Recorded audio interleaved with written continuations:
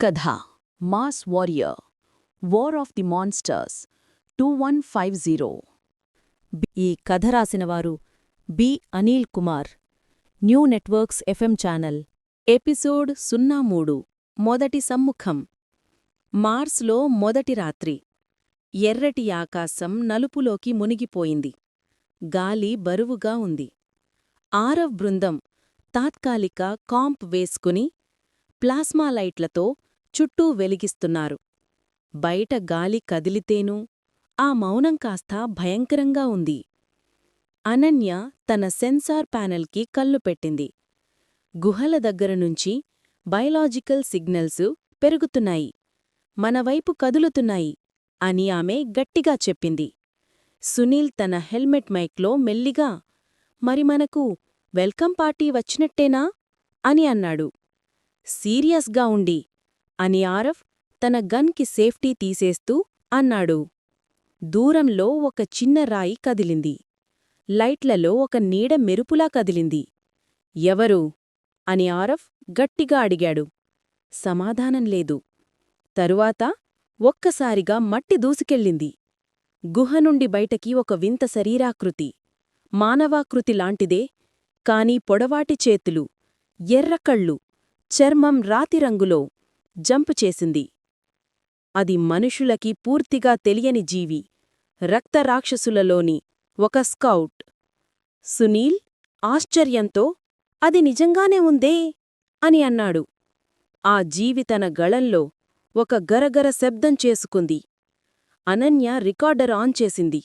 ఇది ఏదో భాష అని మెల్లగా చెప్పింది.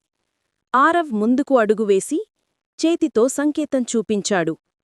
మేము శాంతితో వచ్చాం అని తన మైక్లో అన్నాడు. అది కాసేపు చూసింది.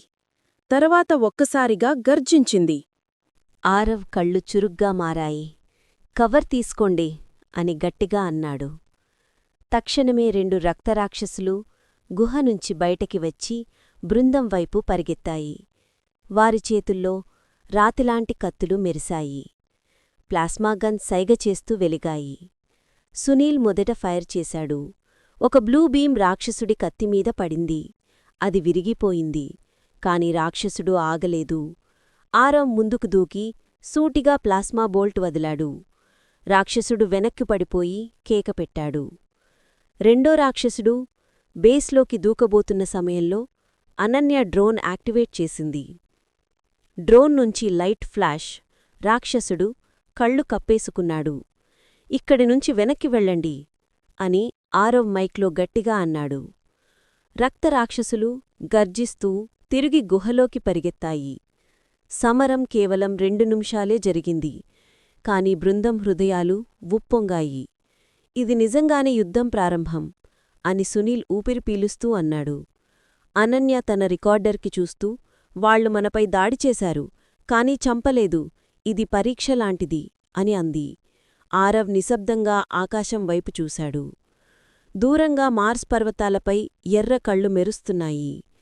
మనం రక్తశిల కోసం వచ్చాం అని తనలో తనకి చెప్పుకున్నాడు. కాని ఇది కేవలం ఒక మిషన్ కాదు, ఇది ఒక యుద్ధం, ఇది మొదటి సమ్ముఖం మాత్రమే. క్యాంప్లో అలారం మోగింది. బేస్ సెన్సార్లు చూపించాయి. గుహల్లోపల కదలికలు వేగంగా పెరుగుతున్నాయి. రాత్రింకాస్త గాఢమవుతోంది. రక్తరాక్షసుల కళ్ళు మళ్లీ వెలిగాయి. మార్స్ భూమివీరులని పరీక్షిస్తుంది. ఇప్పుడే నిజమైన కథ మొదలవుతోంది.